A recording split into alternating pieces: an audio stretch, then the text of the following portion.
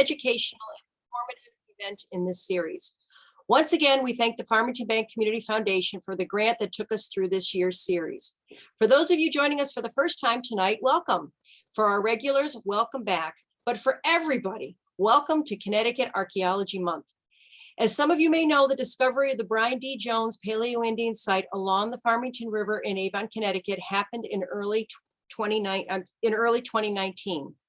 In February 2020, we held the first public presentation about it at the Avon Senior Center. The presentation was made by Dr. David Leslie, who's with us tonight.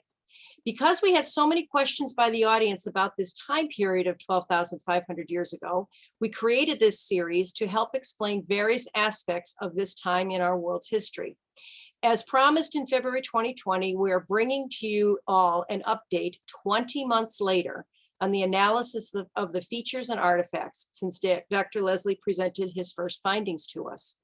But before we begin tonight's presentation, I wish to bring to your attention the welcome slides, as you saw, with the name of the local experts on the planning committee. We truly appreciate their help, and we will be having a series next year, and they're working with us on that as well.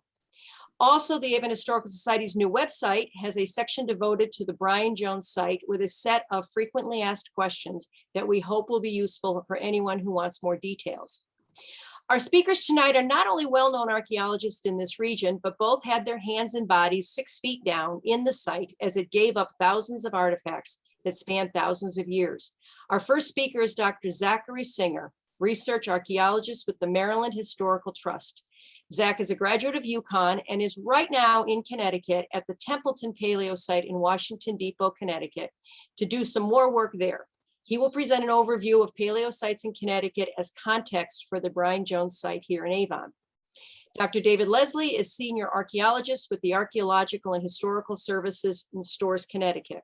Also a graduate of UConn, he is the lead researcher on this site and has contributed to many scientific journals on the progress of the analysis, as well as has provided us with help in designing the 2022 series with topic and speaker suggestions.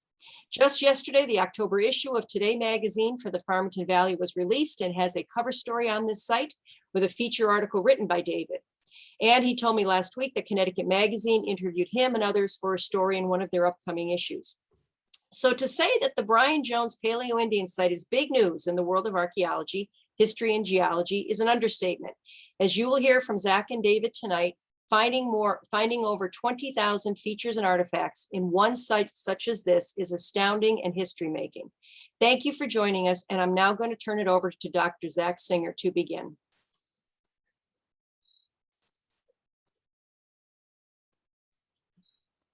Hello, can you see my slides? Mm-hmm. Great, perfect. Well, thanks very much, Terry, and for inviting me to present. And I am thankful for the Avon Historical Society, the Avon Free Public Library, and the Avon Senior Center for hosting and inviting me to speak. So I'm Zack Singer. As was mentioned, I'm currently the research archaeologist at the Maryland Historical Trust. But before that, I was a graduate student at the University of Connecticut studying Paleo-Indian archaeology in Connecticut. And all of my research was vastly improved and aided with the help of many volunteers from the Archeological Society of Connecticut, the Friends of the Office of State Archaeology, the Litchfield Hills Archaeology Club, and many other local institutions. So I'm here tonight to talk about the Paleo-Indian period in Connecticut. As Terry said, I'm going to give an overview to help set up Dave's discussion about the Brian D. Jones site. So the first thing, trying to put Connecticut onto the landscape 13,000 calendar years ago, when you walk outside today, what you see is not the same environment as these Paleo-Indians would have been living in 13,000 years ago. So here's a reconstruction of what the Paleogeographic region would have looked like. This is from John Lothrop and colleagues, published in 2016. The New England Maritimes region is circled. Some of the main things to note, one thing we get asked about frequently is, well, where was the ice sheet? The Laurentide ice sheet had already retreated into Canada. So it wasn't like Paleo-Indians in Connecticut were right up next to the ice. Other interesting things to note is the Champlain Sea which is they found fossils of maritime animals like whales and seals in Vermont. So this was a maritime sea that existed at the time of Paleo-Indians around 13,000 years ago. And then the other thing to look for is the Atlantic coast. So because the Laurentide ice sheet still existed and water was trapped in that ice sheet, sea levels were lower and that exposed additional coastline. So Long Island Sound as it is today would not have been the same when Paleo-Indians were here. So those are kind of the major differences to think about when trying to position Paleo-Indians on this landscape in Connecticut 13,000 calendar years ago. The other thing that we can try to do to figure out what Paleo-Indians were doing and how they were living is to try to reconstruct what the environment might have been like. So here are pollen maps that were taken from sediment cores in swamps and bogs throughout New England.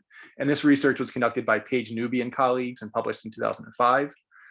Here's a snapshot of their pollen distribution maps at 12,000 calendar years before present.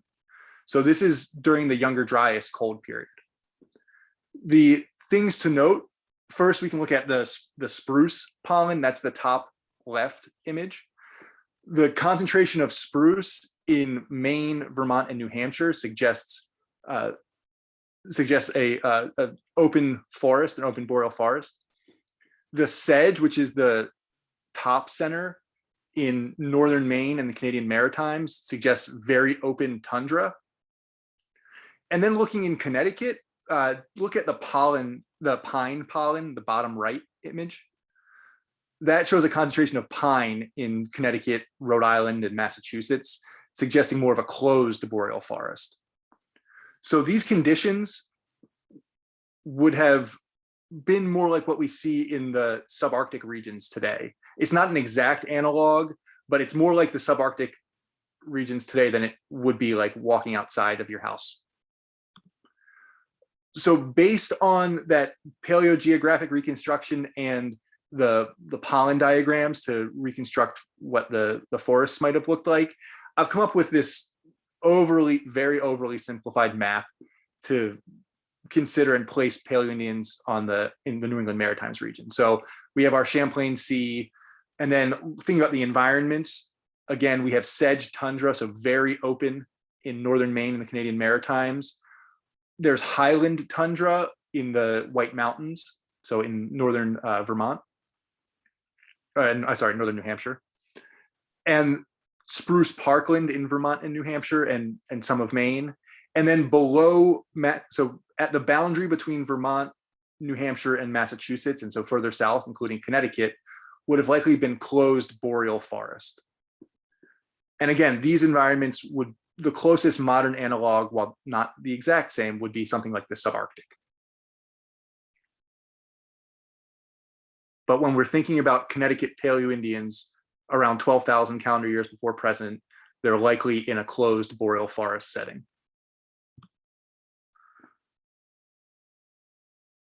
John Lothrop and colleagues in 2011 published a regional study about Paleo-Indians in the New England Maritimes region.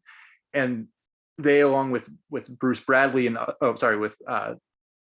Jim Bradley and others, codified a typology for New England Paleo-Indian projectile points.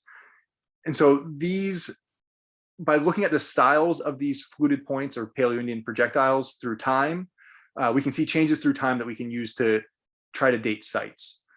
And so the basics to consider working from left to right, so from 12,900 calendar years before present to 10,000 calendar years before present on the right, the fluted points go from large, robust, parallel-sided points with flutes about halfway up the point or less. So that's like the King's Road Whipple point. And they work their way towards the Michaud and Neponset points, which are fully fluted. The flutes are going to the tip. And those points tend to be eared or wasted. So you can see a little waste on that Michaud and Neponset point. It pinches in. Later in time, with Crowfield and Cormier-Nicholas, you get points that tend to be thinner, more delicate. Crowfield points are multiply fluted. Cormier-Nicholas points are sometimes fluted, sometimes just end-thinned. And then at the transition to the early Holocene, fluted points go away and we start seeing these collaterally flaked points. So those are agate basin-like or St. Anne Varney-like. And collaterally flaked, you can see really well on the St. Anne Varney point. That means the flakes are coming from each edge and meeting in the center in kind of parallel lines. So that shows up pretty well on the St. Anne Varney. Those are not fluted anymore. Those would be considered late Paleo-Indian points. And so this time range is almost 3,000 years, and you're seeing a lot of variation through time that we can try to correlate with Paleo-Indians on the landscape. And so we'll try to do that in Connecticut through this presentation. Here are the sites I'm going to briefly discuss. There are 2 sites in southeastern Connecticut, Hidden Creek and Homewaukee, one in Lebanon, Connecticut, the Liebman Site. We all know the Brian D. Jones site. I'm going to leave that for Dave to discuss in much more detail. The Templeton Site in Washington, Connecticut, and the Allen's Meadows site in Norwalk. So I'll briefly discuss each of these sites. So then we can consider how the Brian D. Jones site helps build on our knowledge for the Paleo-Indian period in the region. So first, Hidden Creek and Homewaukee. Again, we're in southeastern Connecticut. So Homewaukee was excavated from 2012 to 2013 by myself with the assistance of many volunteers, as well as field schools from the University of Connecticut and archaeologists with the Mashantucket Pequot Museum and Research Center. As you can see, the site was very stony. It's in the Ledgerd Moraine, so there was many stones to dig through to document this archaeological site. 8 blocks and many test units were excavated on its landscape for a total of 568.5 meter square units. And so I'm not going to go into great detail about any of these sites because we're going to hear more about the BDJ site. But the main things that were recovered from Homewaukee, first look at locus E, so that's the right, and the top of that is A, that's a fluted point. The base, the tip is broken off, but you can see those little ears. So it's got a waist and ears and the flutes extending beyond the tip, which is suggestive of a Michaud-Neponset Middle Paleo-Indian assemblage. So about 12,000 calendar years before present. It's made of a red chert, which could be Munsungin chert, or it could be a Norman skill, a red Norman skill chert from Eastern New York. Other things to note would be in locus D, the top 2 artifacts, A and B. Those are broken tips or overshot tips from full fluting. So that again suggests that this is Middle Paleo-Indian technology. So the flutes are extending up to the tip, and in the instance of A, took the tip off with the flute to create the fluted point. The raw materials that you're seeing, the greenish stuff is most likely Norman skill chert from south of Albany.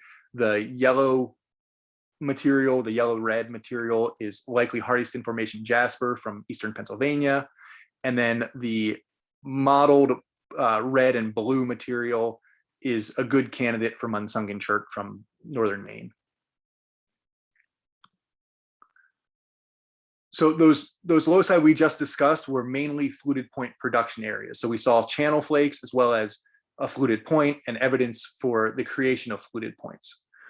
There were also additional loci where scraping was the main task, and those were documented by the recovery of many end scrapers and side scrapers. So the end scrapers are the bottom row on both locus C and loci F, G, and H. You can see many end scrapers, and then above that are side scrapers as well as other unifacial tools.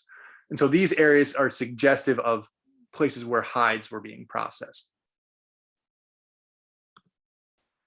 So overall at Homewaukee, there was internal site patterning. There were 2 areas where fluted points were being made, and that's recognized by the recovery of channel flakes as well as those broken fragments of fluted points.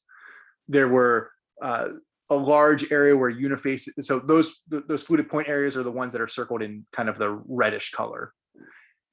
The uniface areas where scraping tools were recovered are circled in blue.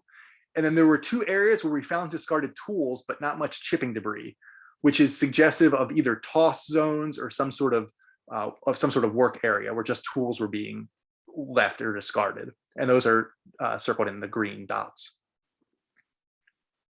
So that's the pattern at Homewaukee. The Templeton site was excavated, the Hidden Creek site was found and excavated by Dr. Brian Jones from 1992 to 1995. And here you can see a young Dr. Jones with a student excavating at Hidden Creek. So nearby a Homewaukee. This site, in comparison to Homewaukee, was much different. So it was in fine aeolian silts and sands. So wind-blown sediments, very nice screening, very few rocks. And the whole site was recovered and documented in 27.5, in a 27.5 meter square block. So that's that large block you're seeing kind of in the top center of that image to the right.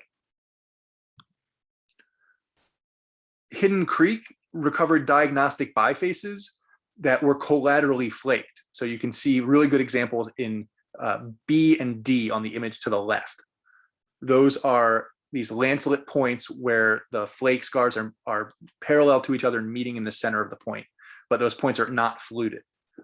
But what's really interesting that Brian documented was, as you can see in the image to the right, the preforms and the production process to create these collaterally flaked points did include end thinning or fluting. So A is a fluted preform with channel flakes put back on top of it. And so is B. But what B shows is the removal of 2 channel flakes and then a subsequent removal from the lateral edge. So this is indicative that these likely late Paleo-Indians were still thinning their bifaces by fluting or end thinning, but then their final product, like D on the image to the left, is a collaterally flaked point that is not fluted. So really interesting. The raw materials that you can see here are the greenish stuff is likely Norman Skill chert from south of Albany, and the red material, the top left, A, is likely a variant of Norman Skill chert. Hidden Creek also yielded many unifaces and end scrapers, which are again indicative of scraping likely hides. So here you can see the end scrapers are the plate to the right, and the larger unifacial scrapers are to the left. So in addition to that red chert, again likely from a variant of Norman Skill, and the green chert, which is classic Norman Skill chert, there was also a few pieces of yellow chert. You can see the top left 2 end scrapers, which again are likely that Hardyston Formation jasper from eastern Pennsylvania. And the patterning at Hidden Creek showed that there was a cluster of both the biface production or projectile point manufacture, as well as the scraping tools. So at a Homewaukee, they were separated in space. At Hidden Creek, they're overlapping. But nevertheless, they did tend to be in slightly different spots. So the blue circle is circling the scraping tools, and the green circle is circling the biface fragments. So they're overlapping, but there might still be some internal patterning. So suggesting that both a Homewaukee was organized in space, and so was Hidden Creek, but maybe Hidden Creek is what we're seeing is people inside of a structure. Maybe it was cold out. And so people are doing different tasks, perhaps by gender or perhaps by skill, but they're slightly separated in space, but they're probably still all hanging out together. Moving to the Liebman Site in Lebanon, Connecticut. This site was found and documented by John Pfeiffer and Joe Parkos in 1994, when the level of a dammed lake was receded. So walking on freshly exposed lake surface, they found these artifacts from a Paleo-Indian site. And here are the artifacts, drawing your attention first to the top right image. That is the base of a fluted point. You're seeing both sides of it. It's based on the expanding margins. So the bottom is a little bit more narrow as it's moving towards the tip that's broken off, it expands. Based on that expanding shape and how thin the point is, and it's multiply fluted, it's likely a Crowfield point or Crowfield related. So that's a little bit younger than Michaud-Neponset. So still middle Paleo-Indian, still a fluted point, but kind of the later portion of the middle Paleo-Indian. Other artifacts, you can see scraping tools and scrapers, as well as side scrapers. The raw materials at Liebman are very interesting. The fluted point and many of the scraping tools look to be a chalcedony. Talking to Dr. Dave Leslie, as well as Dr. Kaz Scarlata, this material seems to be similar to West Rock chalcedony. So this could be a local Connecticut source that was being used and exploited by these Paleo-Indians. Other materials include Norman skill chert, as well as yellow jasper, likely from eastern Pennsylvania, and red chert, which is likely also from the Norman skill formation. All right, jumping now to southwestern Connecticut, we're going to the Allen's Meadows site. So Allen's Meadows has been studied and documented by Ernie Wiegand, who's a professor at Norwalk Community College and runs the Norwalk Community College Archaeology Club. And this site includes both surface collection as well as excavation over more than 20 years. And I'm excited that that Ernie is going to be giving a presentation on an update on Allen's Meadows for a Paleo-Indian session at the Eastern States Archaeological Federation annual meeting in early November. So my quick overview is subject to change based on Ernie's new discoveries that I haven't heard about yet. But my quick overview shows, you can see on the top right photo, a complete fluted point, which is made out of a black chert, as well as the base of what looks to be another fluted point out of quartz, out of a high quality quartz. There's a side scraper out of a red chert, which you can see to the top left. Again, likely that the red variant of Norman skill chert. And then other scraping tools made out of high quality quartz. The one complete fluted point at Allen's Meadows, so the black chert one, is small and it's fluted on this one face. And if I remember correctly, it's not fluted, or it's only weakly fluted on the other face. So it's kind of hard to type this point. It could be an early Paleo-Indian point. I'd say it seems pretty likely. But there's also a chance it could be a late Paleo-Indian point based on the inconsistent fluting on each face. But another great Paleo-Indian site at the other side of the state. And then now moving north to Washington, Connecticut, where I'm currently presenting from, is the Templeton Site. The Templeton Site was first discovered and documented by Dr. Roger Moeller, and he led 2 field seasons, one in 1977 and one in 1982. You can see a photo of him in the top left. I reanalyzed Dr. Moeller's assemblage and excavations as part of my graduate studies at UConn. And in 2016, we returned to the Templeton Site for additional excavations, which are continued and still ongoing. So you can see at the top right, me and Roger met and got to hang out at Templeton and discuss his finds and the current findings that we have now. And Dr. Kaz Scarlata from Western Connecticut State University has run a field school many summers at Templeton, and the current research that we're conducting could not be done without the support of Dr. Scarlata and his field school, again, as well as many volunteers in the archaeological community, and the support of the Institute for American Indian Studies, which curates the assemblage. The basics of Templeton, and so the first thing to point out, and something that is really exciting to both me and Dr. Leslie, is the setting of Templeton and how it compares to the Brian D. Jones site. Both Templeton and the Brian D. Jones site are deeply buried sites found in alluvial settings. So here, the image on the left, you're seeing where the Templeton occupation is, circled in red, and you're seeing it's at the confluence of a small brook with a larger river.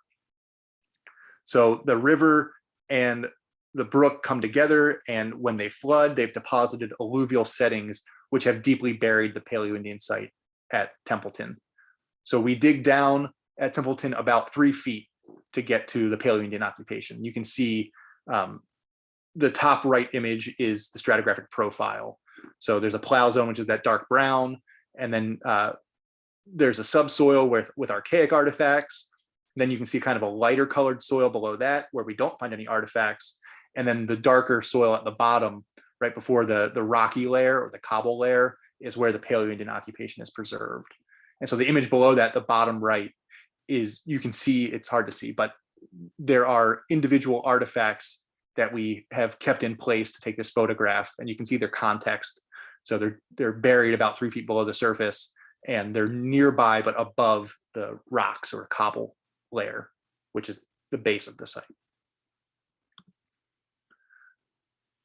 The artifacts that have been documented at Templeton show evidence for the production of many fluted points. So the image on the left, you can see some of this fluted point production debris. The broken projectile fragment or preform fragment in the center, you can see the flute is extending almost to the tip, and the point is wasted or pinched in at the base and has ears. So this is suggestive of Middle Paleo-Indian Michaud-Neponset fluted point technology. Other evidence for that full fluting, the top right artifact in that left image is another one of those overshot tips. So a channel flake that went so far, it took the tip off the point. That greenish material is most likely Norman Skilchert from the south of Albany. There have been many separate activity areas where fluted points are being produced at Templeton, but we haven't recovered, as of to date, a complete fluted point. So this shows evidence for people making fluted points and taking them somewhere else. They're not using them or discarding them on site yet. Maybe we'll find one this weekend. That would be fun. Just in 2019, we finally found an area where unifaces were being used. So you can see the image on the right are different unifaces, including an end scraper, which is the bottom left, as well as other retouched flakes and side scrapers. Those materials, the unifaces on the bottom row are likely a yellow chert, which is Hardyston Formation jasper from eastern Pennsylvania. I always like to show this image. These are refit channel flakes from Templeton. So these are those removals to make the flute on the fluted point. And my colleagues and I have identified over 164 channel flake fragments. These 164 were from Dr. Moeller's excavation in 1977. And yeah, from 1977. And so we went through his assemblage and found all the channel flakes, and we labeled them all and laid them all on a table. And we did a really fun 12,000-year-old jigsaw puzzle. We put them back together. And so here you can see many of those refit channel flake fragments. And when we do some math to try to calculate how many fluted points were made, if we do basic estimates that there was 1 flute on each face, so 2 per point, based on the number of platform fragments or proximal fragments of channel flakes, in the area that Dr. Moeller excavated, there was probably 18 fluted points that were made and brought somewhere else. So there's somewhere between 18 and 22 fluted points in just the area that Dr. Moeller excavated, fluted points made and taken somewhere else. And we found, again, many other areas that have a similar pattern of fluted points being produced and taken away. So overall to date, and like this needs to be updated with our excavations from this past summer with Western Connecticut State University, as well as will be updated after this weekend. But Dr. Moeller excavated 75 1.5 by 1.5 meter units. And since 2016, we've excavated over 57 1 by 1 meter units.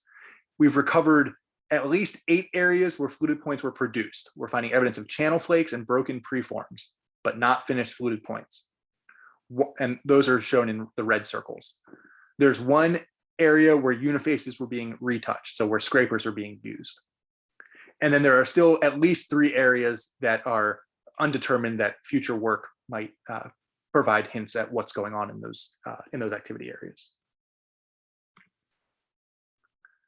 There are also many isolated finds from Connecticut. So these are just fluted points that were found by people walking around, avocational archaeologists, or people digging in their garden or walking on a trail, and they bend down and they find a fluted point. And so Mike Bouchard did a large study of these isolated fluted points in 2014.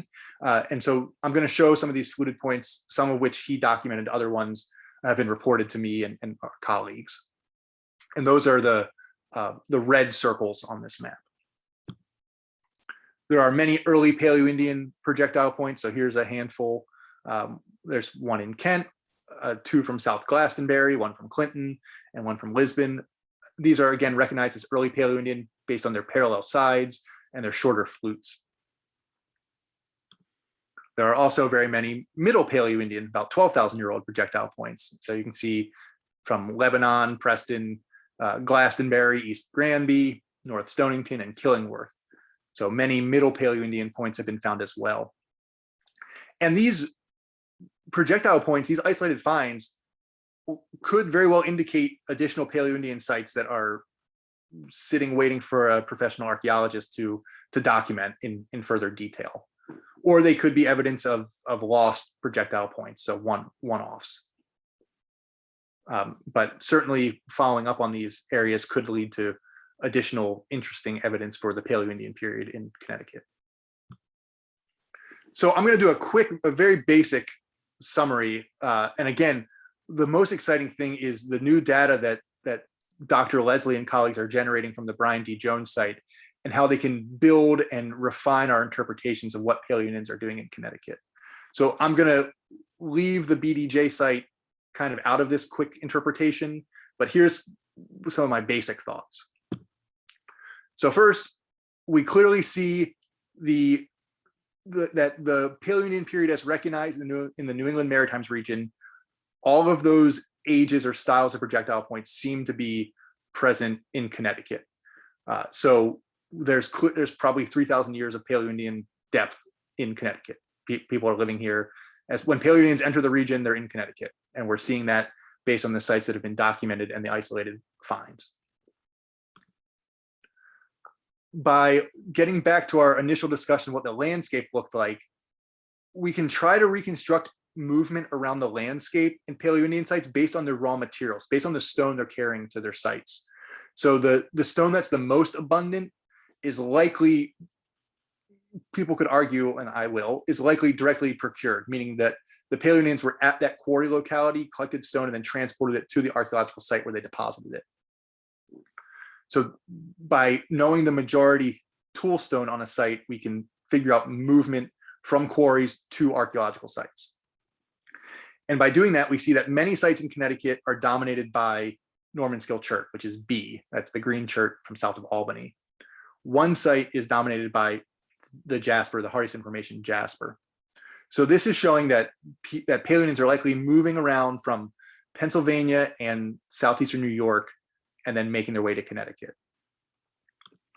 But when we look at the minority tool stone, meaning Paleo-Indians are using these stones to make stone tools, or they're depositing stone tools made out of these stones on these sites, but it's not the majority. So some of these could reflect earlier movements where people were at those quarries and then later camped in Connecticut, or it could show trade and exchange of stones between different Paleo-Indian bands. So individuals moving between different groups or trading and exchanging stone when they're meeting up at larger gatherings. But nevertheless, what we see based on these minority tool stones is we see connections to northern New England. So there's evidence of Munsungan chert from northern Maine at those sites in southeastern Connecticut. There's good evidence of New Hampshire spherulitic rhyolites in southeastern Connecticut, as well as at the Brian D. Jones site. So clearly Connecticut is connected with the New England Maritimes region. What we might be seeing is Paleo-Indians moving regionally, perhaps annually, looking at this environment of tundra tundra in the north and closed boreal forest in the south. That subarctic analog tends to promote long distance migratory herds of caribou, which would migrate long distances to the sedge tundra to calve in the spring, and then in the fall would migrate back south to overwinter in the forest, in the closed boreal forest. So what we might be seeing in Connecticut are times of the year when Paleo-Indians are overwintering, maybe perhaps hunting caribou, and the evidence of their stones coming from northern Maine or northern New Hampshire perhaps could be evidence of when those Paleo-Indians that are in Connecticut were previously in northern New England, perhaps hunting caribou in their spring or summer ranges. Alternatively, perhaps what we're seeing in Connecticut with those stones is a southern New England group of Paleo-Indians that happens to exchange or meet up with a northern group of Paleo-Indians regularly, enough that we see those northern stones in Connecticut. And getting between those two arguments it requires a lot of assumptions. So that's kind of the summary of kind of what I think of Paleo-Indians in Connecticut. But again, the most exciting thing is now we have the Brian D. Jones site, which there's so much great data coming from, and will help us refine these interpretations of Paleo-Indian lifeways in Connecticut. And with that, of course, I have to recognize Brian Jones as a huge contributor to the study of Paleo-Indians in the region. So Brian found Hidden Creek and was one of my major advisors to study Paleo-Indians. It was so supportive. He got the Templeton excavations back off the ground. So none of the work that I just discussed would have been possible without the support of Brian. And of course, Brian was the one who recognized the Brian D. Jones site, which is named after him. So all of this is because of the foundation that Brian built for Connecticut archaeology. And if you want more information, there are many local museums that have exhibits on Paleo-Indians, including the Institute for American Indian Studies, which has a new exhibit that just opened called When the Glaciers Melt, the First Settlers of Connecticut. The Mashantucket Pequot Museum has a diorama on Paleo-Indians, which you can see a photo of here. The New York State Museum has a Paleo-Indian section, as does the Robbins Museum and the Maine State Museum. So thank you all for your time. Thank you very much. And while we give our next presenter, David, I'll give you a chance to get your slides loaded. I just want to ask one of the questions that did come in, because I think it's going to be relevant to both talks, because you went over the materials for the tools and what people were using. But the question is, were the changes of tool manufacturing indicative of improving efficiency or ease of production? So cultures change through time, and it might not have anything to do with, I wouldn't think of it as in an evolutionary sense that one's better than the other. Mm-hmm. So if you look at people's pants in the 60s, right? People are wearing bell bottoms, and now people wear skinny jeans. Are they more efficient? So cultures change, and the idea about the best way to make a hunting tool to tie onto a stick to project into an animal, that changes through time. And we see that change through time, and we can radiocarbon date it. But I'm not sure it means much about efficiency as it does about ideas, cultural ideas of the best way to haft an artifact. Okay, good, thank you. All right, Dr. David Leslie, the floor is yours.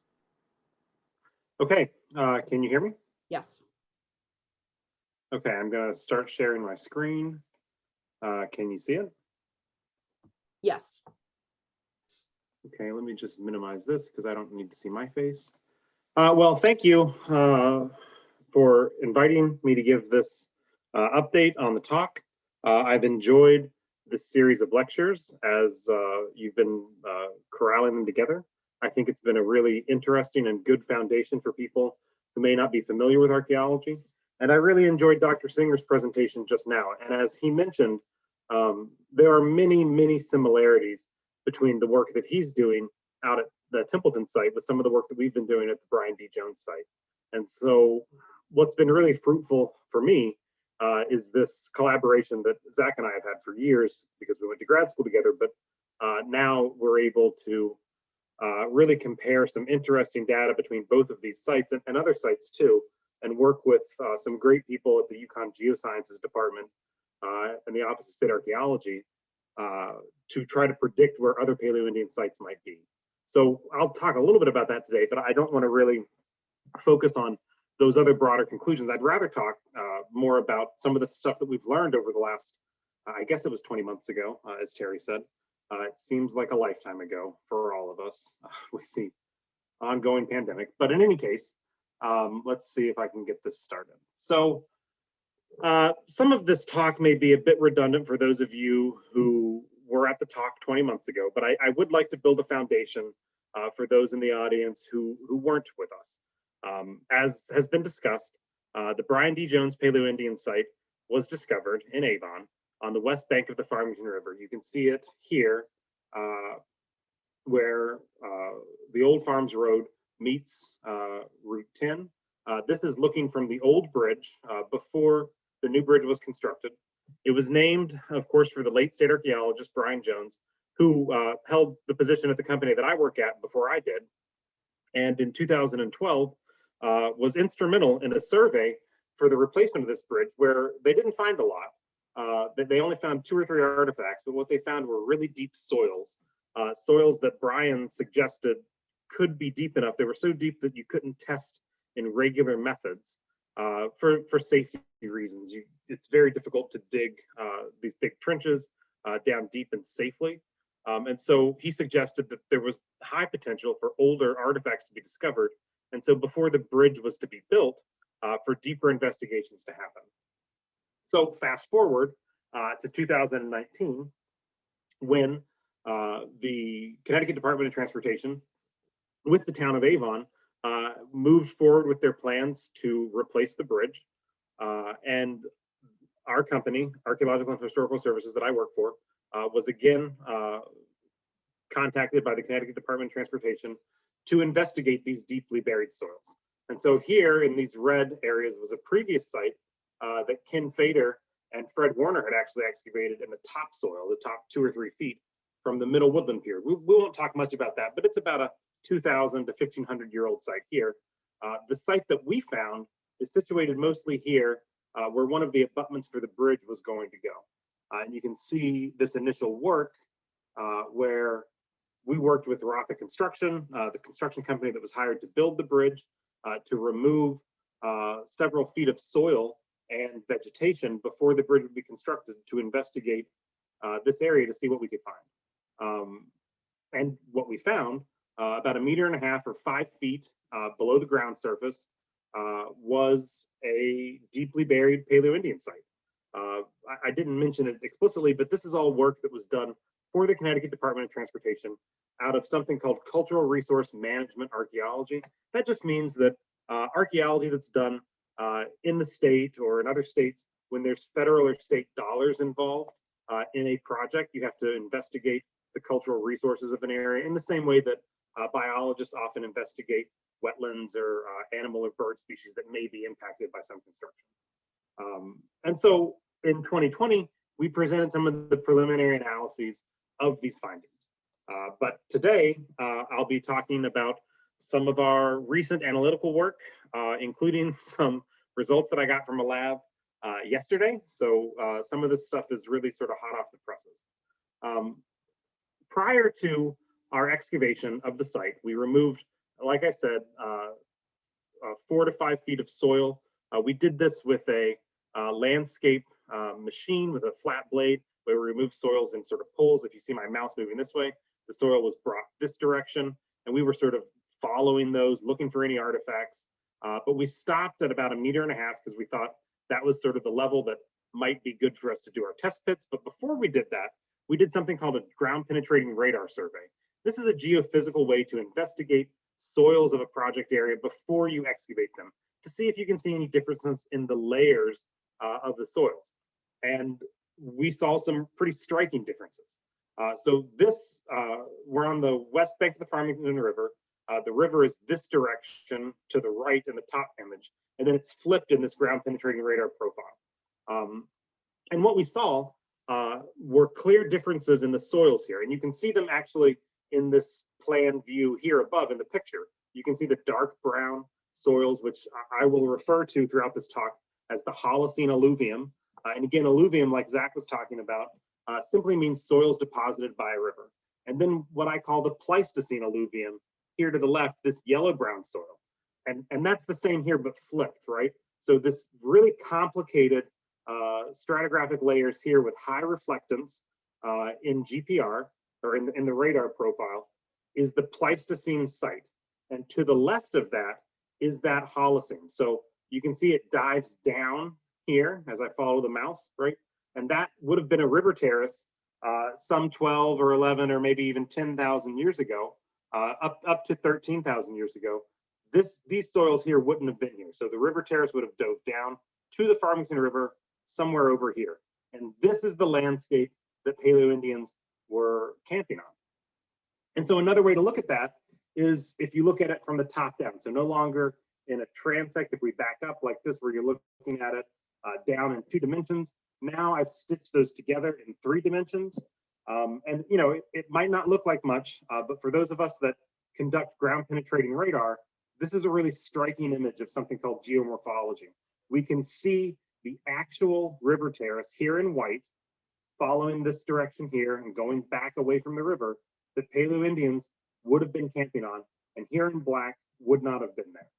And so this is a really, really important feature that we found that I'll talk a little bit about today before I get onto some of the more exciting analyses that we've conducted. But this is why the site is preserved and helps give us reasons as to why other sites might be preserved too, because of this river terrace here. So there are some other things going on with why the site is preserved. Let's just take a step back and put our geology hats on for a minute. I know that for those of you that have been following these talks, there was a great previous lecture on the geology of the Farmington River Valley, so you'll already know some about this. The site itself here in the red star is situated on that river terrace or levee that I mentioned of the Farmington River. The Farmington River flows north along the site. So it comes south here, right, from its headwaters in the Berkshires, comes down, and then it hits this glacial moraine. So a big deposit of lots of rocks and till from a glacier as it was receding, probably 19,000, 18,000 years ago, something like that, coming back this direction, going north. But they don't really move north. What they do is there's just less water and ice being put into them each year. But so as it retreats, it left this big deposit. The Farmington River, when there was a lake, what's called a proglacial lake that sat at the margins of the glacier, and it was dammed up probably with a bunch of rocks and ice. And when that dam broke, a bunch of water came out, and this river formed, cutting through the previous lake beds of that lake. But it could not incise or cut through this moraine here. And so it forced its way north, past where our site would eventually be, until it could follow through the Talcott Mountain basalt, a pre-existing notch that was here.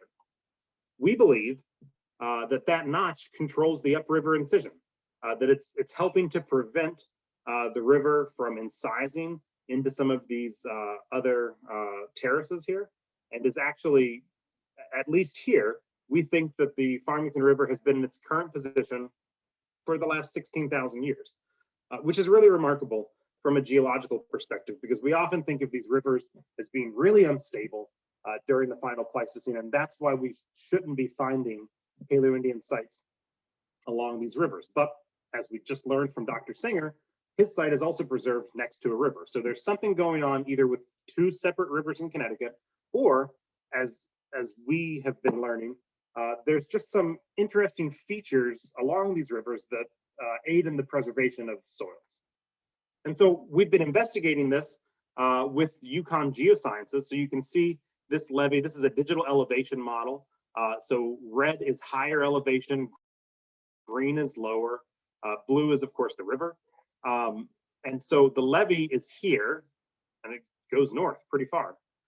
You can also see it in LiDAR. So there's a modern river terrace here, but the one that I'm talking about actually is here on this LiDAR digital elevation model.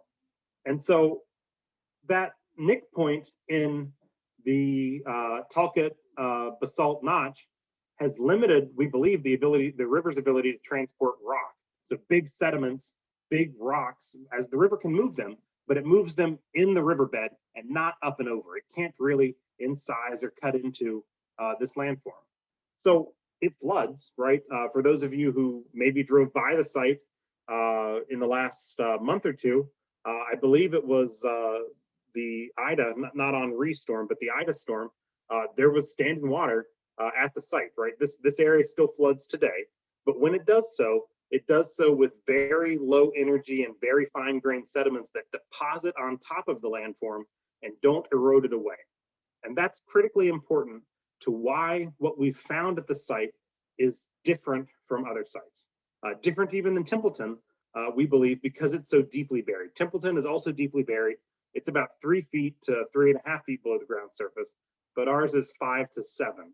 So there's something else about the burial here that's changed the preservation that we have. And this flooding would have been happening 12 or 13,000 years ago, 15,000 years ago, 10,000 years ago, 8,000 years ago, likely in the spring with big flooding events, maybe ice rock dams farther, not south, farther north, but as the river flows below where we are, causing a backup too.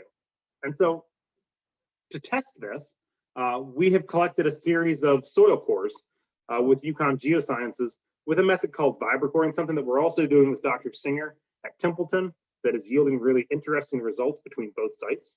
And this is just another long ground penetrating radar profile of this landform. Imagine from like here to the river. That's what we're seeing from here to here.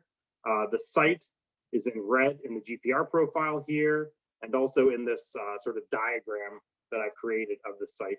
These black images are the cores at depth that we collected. And so some of these, as you move from right closer to the river to the left, these are reworked Pleistocene sediments. They're probably pretty young, 1,000, maybe 2,000 years old right here, no older than 2,000 years old. As you move over here, we've got that Holocene Alluvium, that dark brown sediment, if you remember when I talked about the initial GPR. Then we've got that yellow-brown sediment from the Pleistocene. Here, this is actually in the archaeological site where we collected these cores. Deeper than the site, another 2 meters below our excavations or so, we show these really cobbly, gravelly layers. And we think that's when the river was beginning to establish itself, probably around 16,000 years ago, before it gets stuck over here at the modern position. And then behind the site is a wetland. It's a little bit topographically lower than the levee or the river terrace. And so when it floods, this acts as a catchment basin and a good environment for wetland plants to develop, which could be really important for one of the reasons why people are inhabiting this site. And I should have said, I'm sorry, as we went through this, these vibrocore images were also displayed here in the GPR profile too, where they are. So a lot of that information I've already talked about for some of you who have seen it, but some new information is stuff that we're doing with Yukon Geosciences sort of right now. We're investigating these soil cores in a number of geochemical ways. One of them is to look at the percent of organics in the soils. And as you can see here, not very high. There's some high organics at the beginning of the first core, PPI1, which is right on the crest of the levee. But as you go deeper, they really fall out, although, pay attention here, between units 4 and 3, that boundary, this is actually where the site is, suggesting that it was stable enough for a soil to develop. It's not just sediments that are being deposited by the river, it's a stable landform. That's mirrored here by an increase in small grain size, so maybe some increased flooding and then a stable period. And really interestingly, so if we look over here, these are PXRF. That's a way to investigate the elemental composition of soils using a laser technique that approximates the different proportion of elements in soils, as well as something called ICP-MS, inductively coupled mass spectrometry, which is a big machine with a magnet that you explode some of these sediments in and weigh the sediments and the elemental composition. So this is a more precise way of doing this, but this is a sort of quicker and dirtier way of doing it, quicker and faster, cheaper too, way of doing it. And so if we look here in some of, if you pay attention to lead, copper, and zinc at the very top, these are elevated, and that's because of the Industrial Revolution, the ways in which Euro-Americans and other people over the last 300 to 400 years have been introducing lots and lots of chemicals into our environment. We see that in the soils too, but those fall away with depth, suggesting that there's no contamination of the site. But really importantly, down here at these levels, we see peaks in zirconium. And that, we think, means that there's an increase in weathering at the site. It's not very high intensity weathering because we know, as I'll discuss, the artifacts are in their same position, the features haven't moved, but it means that the landform was stable probably for a couple thousand years. We have some other evidence to suggest that too. And then as we move on to PPI 8, this is a core below PPI 1, so much deeper. We're now far below where the excavations are. These don't really mean much for why people are visiting the site, but they do give us some ideas about how the site formed initially. There's another paleosol here, but if you go down to the very bottom where where we have the braided river and the cobbly soils, here the zirconium levels are off the charts. They're 5 to 6 times higher than what we had in the previous core. And that again is a huge increase in weathering. This time, probably not from soil development weathering. This time it's weathering from, imagine a braided stream that when the channel gets stuck in the current position, that sort of cobbly landscape is just sort of sitting out before the river starts to flood and deposit sediment on it. So there's a lot of weathering happening here. Hard to put a time on, but probably 16, maybe a little bit earlier, 1,000 years ago. So moving on now to just quickly describe some of the excavations before we get into some of the updates. We dug 210 1x1 meters and excavation units. This is a GoPro video that Brian took of a picture every like half a second. So it's, you know, imagine like old timey music too from some, anyway. In the STPs, we found 224 artifacts, some charcoal, no features though, and 1 tool, a PCSK or a wedge. In the meters, we found over 15,000 artifacts and 20,000 ecofacts. By ecofacts, I mean charcoal, charred botanicals, things that are coming out of these features, which you can see here. So these are the meters that we excavated. The gray circles are the cultural features. And we found 27 cultural features. These are things that are immovable, but preserve evidence of past human behavior. In this case, I mean, features can be anything. The houses that you live in are cultural features. But here, I'm talking mostly about hearths, so either open air or possibly interior if it was colder inside of a tent, and posts for tents or possibly meat drying racks or other things too, but wooden posts and hearths.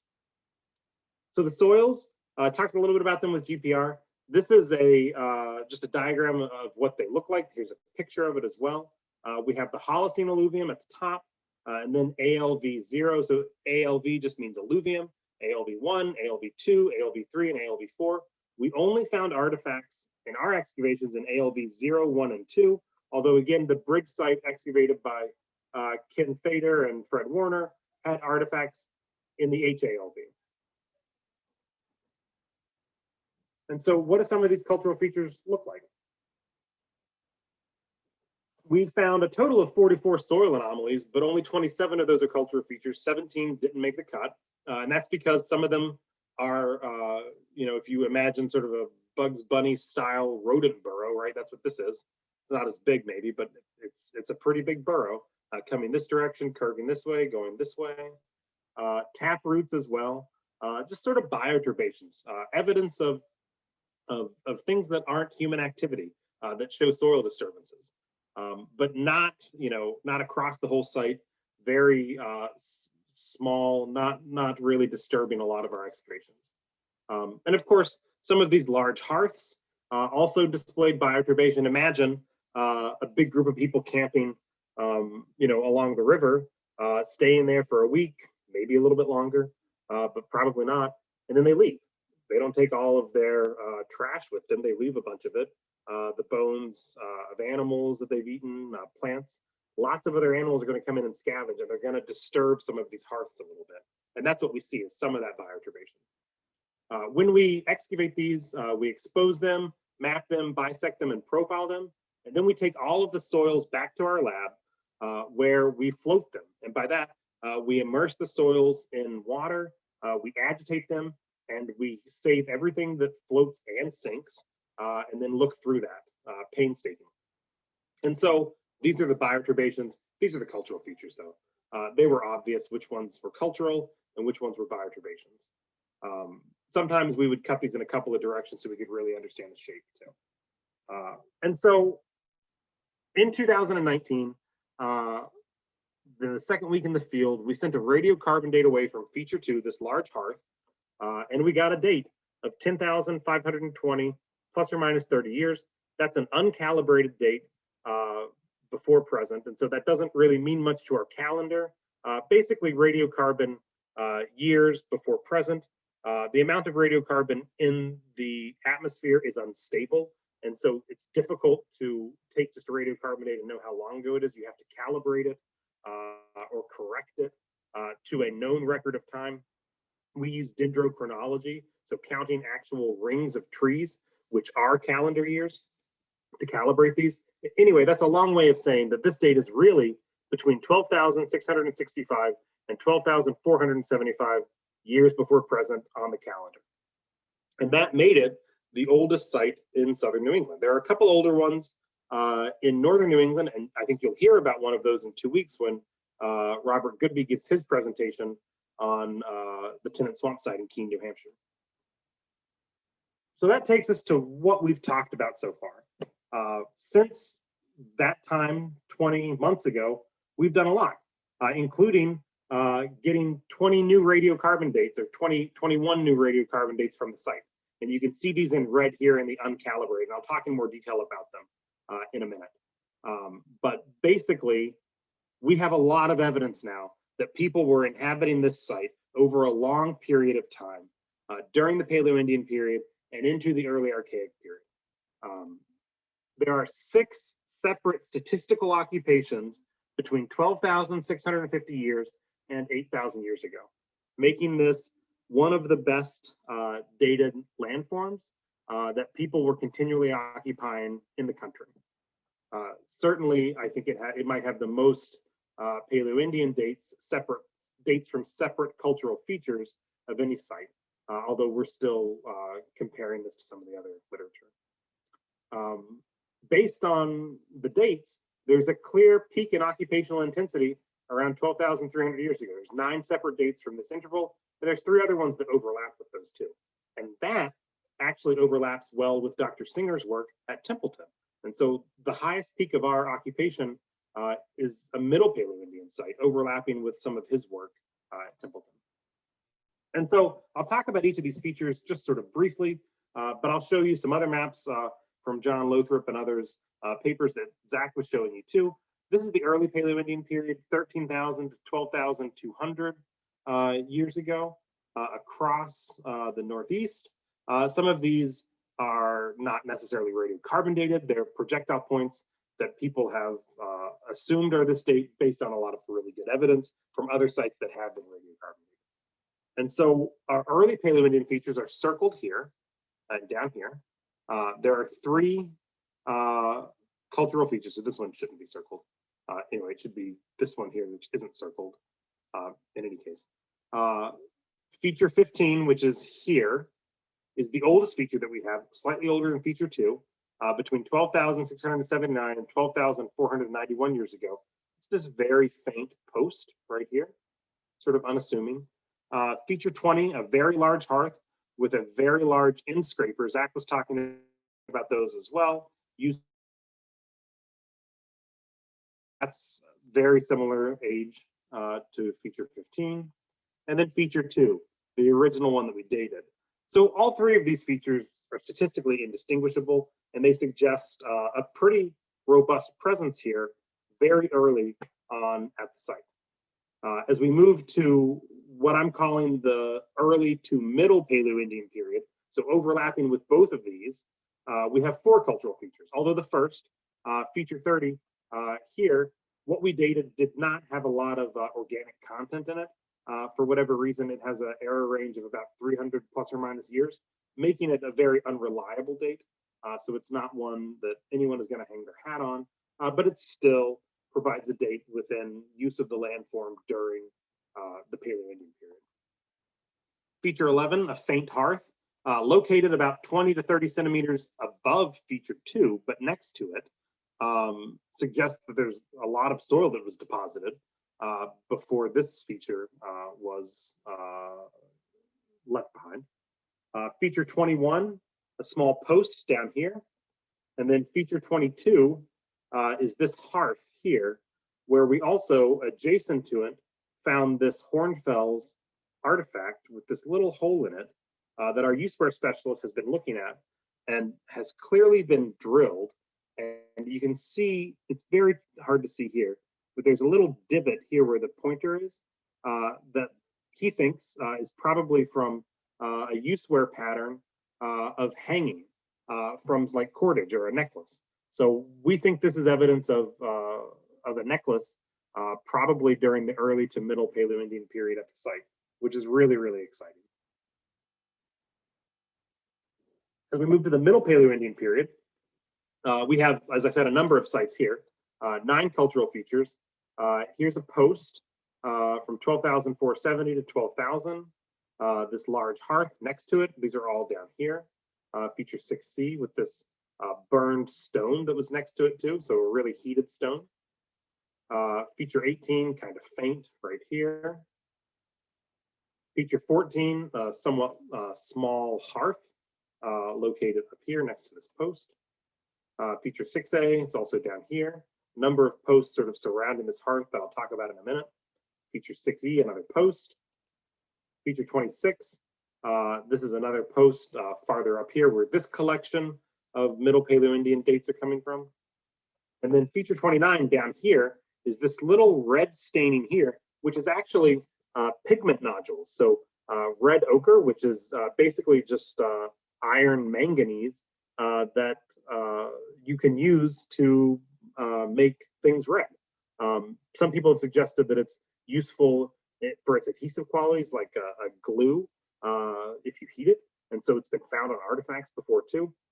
But also, it's a pigment, and people use it for art, for painting their clothing, a number of different things. And so really, really exciting. One, that we have it, and two, that we were able to date it too. And then feature 31, another hearth from the Middle Paleo-Indian period.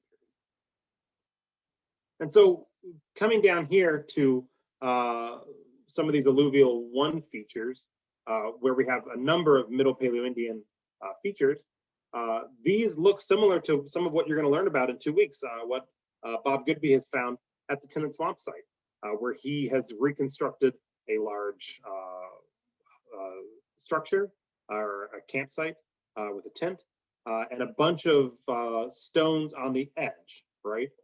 He suggested that those could be boiling stones. So Paleo-Indians don't make pottery. They travel very far distances, as Zach was talking about.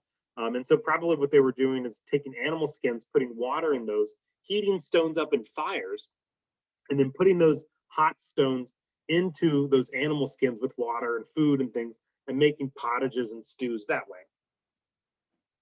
So, you know, it could be a temporary structure here, where that hearth is here. So imagine one sort of there as I draw the pointer. Could be a couple of lean-to structures too. Some of these posts are diagonal. Those lean-tos, so there's about 2,000 artifacts in this area. It's a dense layer of occupation. A number of formal tools, in scrapers, side scrapers, wedges, some cutting tools too. But what we think is probably pretty likely, there's some wedge use for producing bone or wooden tools. But with all these scraping tools, I think that it could be an animal processing area, a place to process hides of animals that they've successfully hunted to make or repair clothing for the upcoming winter, possibly, or to make camping gear too. There could also be a couple of other occupations of this landform too. So we know that based on the cultural features, that this landform is pretty stable here. So certainly some of this could be from the early Paleo-Indian period or the late Paleo-Indian period too. And moving on to the late Paleo-Indian period, here we can see some of the sites that have been found in New England. Some of our late Paleo-Indian features down here. We have 4 cultural features. Feature 1 right here. That's 10.5 to 10.4. Feature 9, this large hearth here, 10.5 to 10.4 thousand years ago. Feature 10 is a post that is adjacent to feature 9, so that's interesting, right? A post that has the same date could indicate This was an interior hearth, maybe during the winter. And then feature 28 is this large faint hearth here, which is a bit younger. So this is actually, we have 3 from an occupation during the late Paleo-Indian period, and then a separate occupation at the end of the late Paleo-Indian period. Finally, we have 2 early archaic features. These are feature 6B. This is actually found in the cobbles. So it's this little charcoal staining that we found underneath of cobbles that could date the cobble use to actually the early archaic period and not the Paleo-Indian period. And then also down here, feature 23 is our youngest feature. Again, just at the very end of the early archaic period, and you can see it here. So Zach talked a little bit about raw materials, and I'll just mention them briefly. We have a lot of the same raw materials here at the Brian Jones site. We have Norman Skill chert coming from the Hudson River Valley. We have a lot of hardystone jasper. We have that trap rock chalcedony that he was talking about from the Liebman site, either coming from West Rock or possibly eroding out of the trap rock ridge right adjacent to the site too. It's the same geologic formation. We have a Hornfels that we think is coming from north central Connecticut based on some of the work by Mark Banks and others. We have that banded spherulitic rhyolite from northern New Hampshire. Some of it looks a little bit different, but it could just be weathered. We also have some good candidates from unsunken chert from northern Maine. And we have that red chert from the Hudson River Valley too. And then what's really interesting is we have some chert that looks like it's been rolled in a river. So maybe they're getting it even from the Farmington River, and these are sources eroding out from somewhere else in the Berkshires or in Connecticut too. And then finally, a really well-developed quartz component, mostly in the early archaic, although some of it appears to be coincident with the Paleo-Indian occupation. So what does this look like when we draw it out? Norman Skill chert makes up the far majority of artifacts at the site. Over half is Norman Skill chert. Hardystone jasper, not nearly that much, but a still significant amount coming from Pennsylvania. Trap rock chalcedony is the second most plentiful resource. Hornfels, again local, is a close second to the trap rock chalcedony. This is mostly down here, where we believe it's associated with that middle Paleo-Indian, where there's all those features coming from here.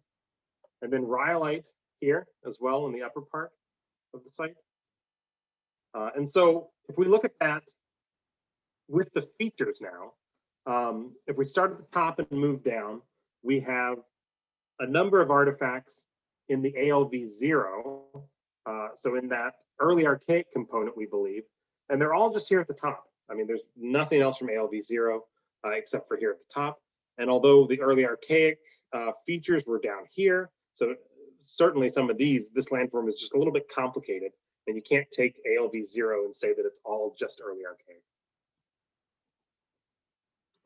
As I said, in the north of the site, nearly all of this material is quartz, and we actually have some telltale early archaic diagnostics too.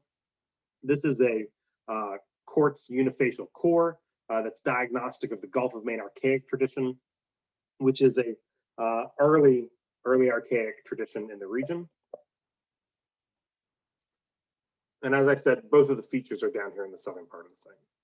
As we move down in the soils to the ALV1, we can see that there are, again, significant artifact concentrations in the northern part of the site, as well as there are here in the south where that cobble feature is as well. So I would say that in ALV1, we have the widest distribution and use of the landform of any of our time periods, and that roughly coincides, although it's not perfect, with that middle Paleo-Indian occupation, which again, we have the most cultural features for. So we're starting to paint a picture, both in artifacts and radiocarbon dated features, of when the site was most occupied by people.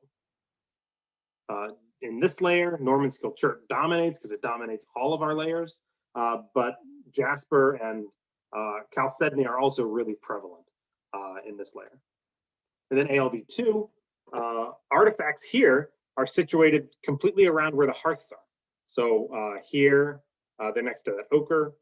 Here, they're next to these other two features here that were early Paleo-Indian.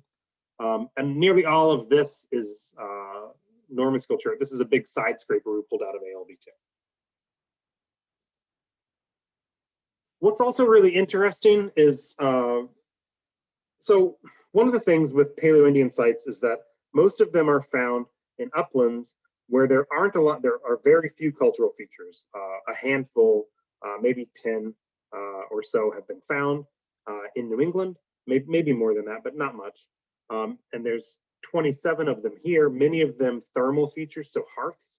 But what archaeologists do is they use something called thermally altered lithics, artifacts that have these pot lids that pop out when they're heated, to understand where were their hearths in the past. If we don't find evidence of them because they've winnowed or eroded away, how can we figure out if they had fires? If it was cold, did they stay for a long period of time? What's going on at the site? Well, here we can directly compare those thermally altered lithics with the hearths. And you can see the largest concentration of them comes from a big hearth. And that, as an archaeologist, is a very comforting thought, I think. And I'm sure Dr. Singer would agree with me on that. There are some others that are found away from the hearth, and that's fine.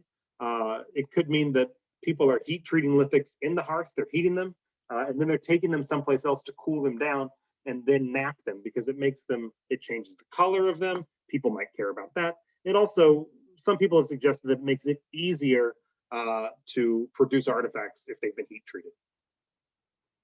And so some of the other new information that we've mapped out where all of the diagnostic artifacts are coming from. So Zach talked a lot about channel flakes already. These flutes, these last flakes that people are removing from some of the flakes for some of the spear points before they haft them. Here are some of our channel flakes. We have a number of them, not as many as there are at Templeton, but about 80. We need to refit them as Zach has done. This one and these two actually do refit, and this one refit, as do this one and this one. But in any case, we see pretty good separation of space of where channel flakes are being deposited. They're not everywhere, right? Just like Dr. Singer was talking about, they're not everywhere at this site either. So there's fluted point production happening places, but it's not across the whole site. Bifaces, if we go back real quick, are not found in all those places where channel flakes were, but they're not found where channel flakes weren't found. And that's really important, I think, because a lot of these bifaces, you can see reconstructions of how people made them and where they're making them. These are bifaces that people broke, as you can see here. So they didn't finish them, but they were making other ones, other spear points that they took away with them too, in these same areas. And that's really important for our understanding of how people are using space in this remote time. And then what do the finished products look like, right? We don't have any completed fluted points.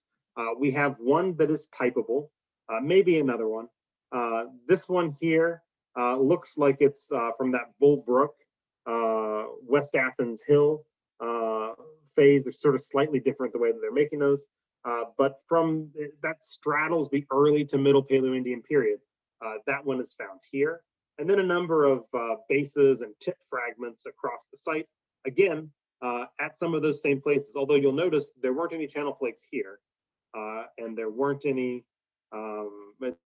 it's really just here, I think. And so this suggests a place where one was discarded, but they weren't making other ones too. And so that's really interesting for thinking about space. Side scrapers, found pretty much over across the whole site. And that's because people use these for a range of different things. They use them to deflesh animal skins, but they also use them for woodworking and a number of other activities, and we sort of find them everywhere. End scrapers, a bit more localized.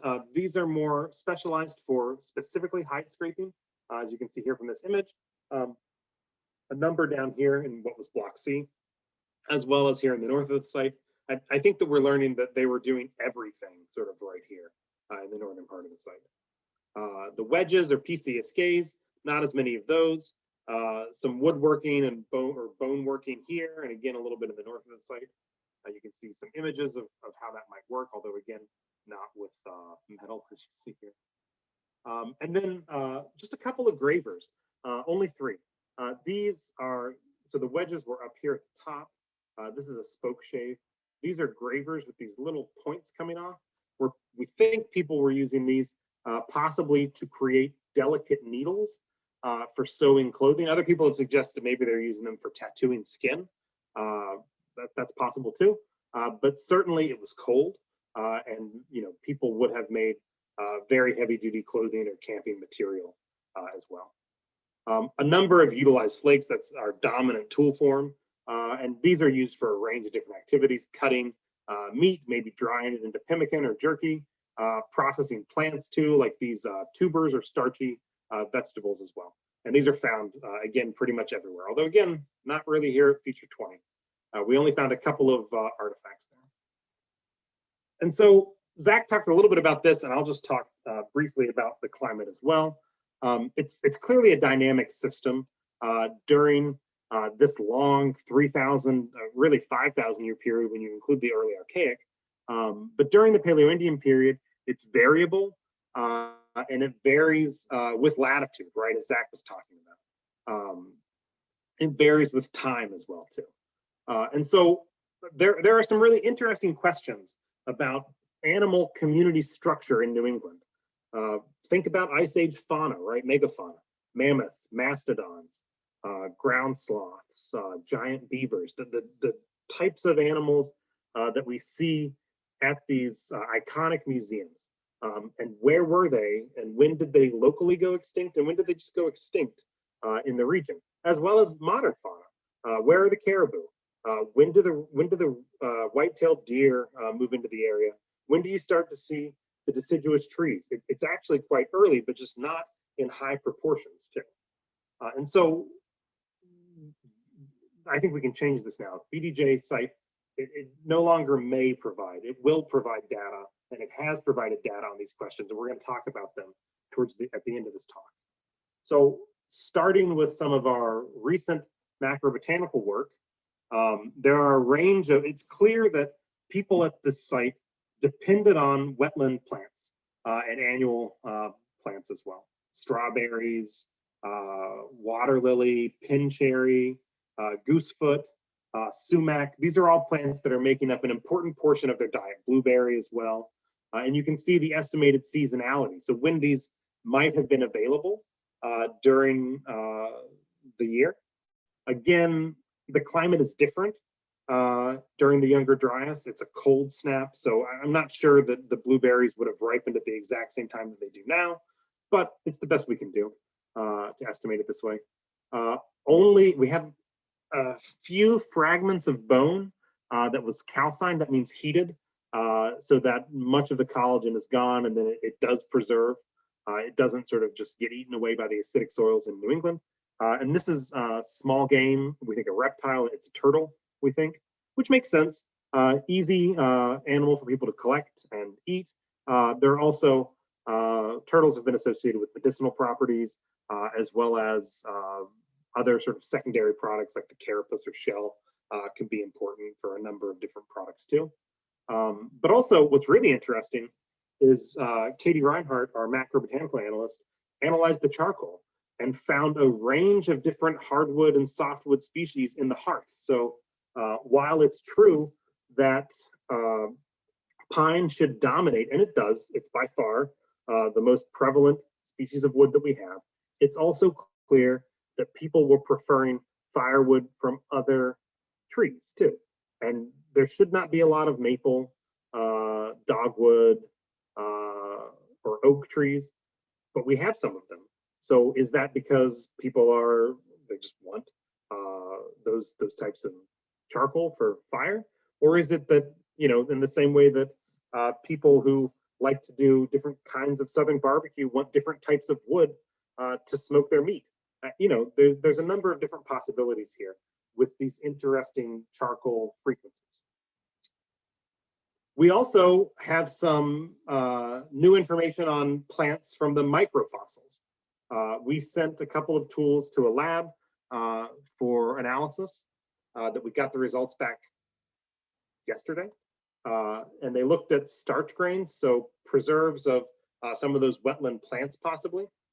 This is a very high microscope image of one of these that was found on this grinding stone. So a stone that people, we thought, used to process plants. We now know that they did do that. This is something that has not really been found at a lot of Paleo-Indian sites. It's mostly found at Archaic period sites, but this was very deep at the site in ALB2. And so we think unquestionably, if it's that deep at the site, it's not early Archaic. This is probably, so this is what was found, this one here. This is a comparative slide. It's from the lotus family, probably water lily, based on the fact that we've recovered charred water lily at the site. There are a number of phytoliths. These are microscopic silica fossils of plants that are also identifiable under a microscope. So this is a diagram from two artifacts, and you can see that they're pretty similar. Some of them are a little bit different, but they mostly have a similar range here of different species that were present, or families. And most of this just means there's a range of different grass and trees that are preserved on these sediments, or on these tools. However, one starch grain, not this one, did display damage either from grinding or cooking. So probably cooking some of those tubers before you process them into some sort of starchy paste that you might make a stew out of. There's some other phytolith work that's ongoing with some people from Yukon, and this includes that our cultural features have a really high amount of dicot or tree phytoliths in them, which makes sense from all the charcoal, but we don't find that in the control soils. So again, that's just building an argument that our features, our hearths are intact, and they are good representatives of those fire pits that people had 12.5 to 8,000 years ago. We also have a specialist in Illinois doing microscopic use-wear analysis. So he washes these artifacts, puts them under a microscope like this to look at them. He compares the artifacts that we have with experimental collections where he's taken stone tools and cut up animals. He's cut meat, worked wood with them, a number of different activities, anything that he can think of that people might have done in the past, so he can see if they leave different traces on these artifacts. And in fact, they do, and that's what we found at the site. This artifact here shows traces of wood scraping. You'll have to take Logan's word for it. That's what he says it is. This one shows dry hide scraping, so not a fresh hide, not an animal that they had just killed. This is probably something that's happening in the spring. The winter is over, but you're sort of just cleaning up your hides and trying to get a little bit more out of them.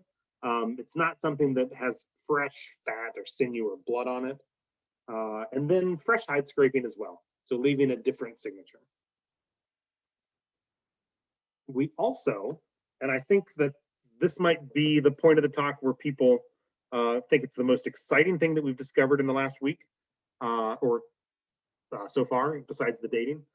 We've done some blood protein residue analyses on these tools.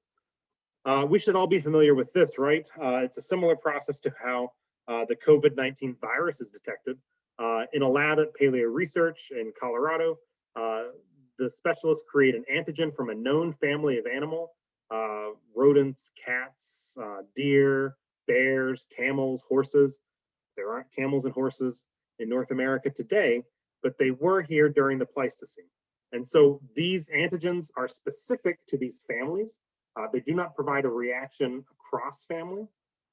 They wash the artifact and then collect any of those residues in a vial, and they test that washed substance against the antigen with a gel cap.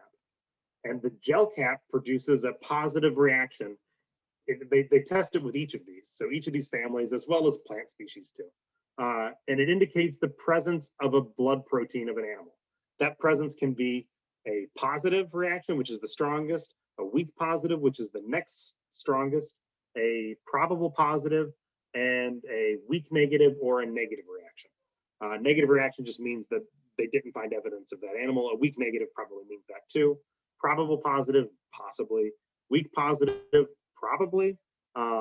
And positive, definitely. So we tested a number of these artifacts that you see here, and we found on this artifact here evidence of snowshoe hare, so probably skinning a rabbit. On that same artifact, we also found presence of a yucca plant, Another type of tuber, these are like lilies, not water lilies, but just lilies, plants that people might eat, but also you might be processing the tuber into little braids like this, and you can make cordage or rope out of it. We know that they were using rope for hafting their tools and for other things, so that makes a lot of sense. It's also really cool to find that evidence. Cervid, there's a range of different deer that it could be. Again, it's not specific to any species. It could be deer, moose, elk, or caribou. It's probably caribou. This was found on 2 scrapers. Rodent, that's a big family, so it certainly could be squirrels. It could be field mice, although again, probably not. It also includes beavers. That's the most likely candidate.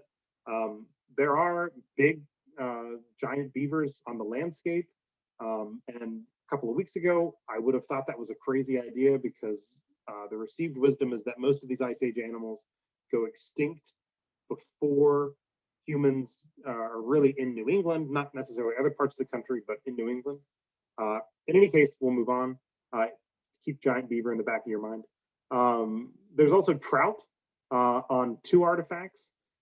That's probably salmon, so there's a brook trout here, and here's some spawning salmon here.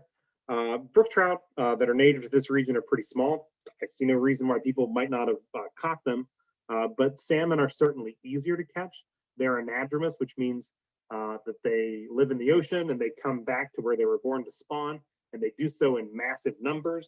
And so you can imagine in the fall, when these fish are running, it's a good time to make sure you're in Avon, Connecticut, so you can catch some of those fish. Doing so maybe with nets, maybe with spears, just getting in the water and throwing them up on land too. It's not very difficult when there's a mass of these fish in the water to do so, to spear them, or a number of ways to catch them. This is also really interesting. Not a lot of it. A lot of people, we know, of course, that Paleo-Indians would have fished, but much of that evidence is probably preserved offshore, buried under the water because of where sea levels would have been when there were still a lot of ice locked up in glaciers. We also found cat proteins on 2 projectile points. That's probably a bobcat or a Canadian lynx or a mountain lion. Although again, there are saber-tooth tigers, scimitar cats, the American cheetah, and the American lion that could have been around. Although again, that seemed very unlikely until the last blood protein residue that I'll mention, which was elephant. On this artifact here, this very large scraper, we found a weak positive reaction to elephant proteins. Unlike cats, trout, rodent, unlike cats and rodent, there are no other examples of elephants in the region other than mastodons or mammoths. The elephant protein preserved on this could only have been a mastodon or a mammoth, and I think it's probably a mastodon for reasons that I'll talk about in a minute. So it makes it likely, not likely, possible that some of the other animals could be extinct Ice Age animals as well. Although, again, it's probably best to couch that with it's probably a mountain lion or a lynx, probably a regular sized beaver, but there are no other elephants here. So it's either a mastodon or a mammoth. And so I'll end this talk talking just a little bit about megafauna, something that I wasn't really thinking about doing until 3 or 4 days ago. Mastodons have been found throughout New England. They are very large. There was a mastodon recently radiocarbon dated in Northborough, Massachusetts to 13,000 years ago. That's very close to the occupation of our site. There was, of course, the famous Farmington or Pope mastodon found about 1.5 miles south of the Brian Jones site that Brian Jones actually radiocarbon dated to 14,500 years ago. So older than our site by 2,000 years, but shows that mastodons were certainly in the valley. And in fact, no mammoths have been found in Connecticut, only mastodons, 5 or 6 have been found. So really interesting, and I think that probably points to mastodon as the likely culprit. But of course, mammoths have been found in the region as well. There's the Ivory Pond, there's the Ivory Pond mammoth, and then the Mount Holly mammoth from New Hampshire. The Mount Holly mammoth was recently radiocarbon dated by Jeremy De Silva and Nathaniel Kitchell to much closer to our time interval, 12,700, 12,800 years ago. So certainly overlapping with people in the region.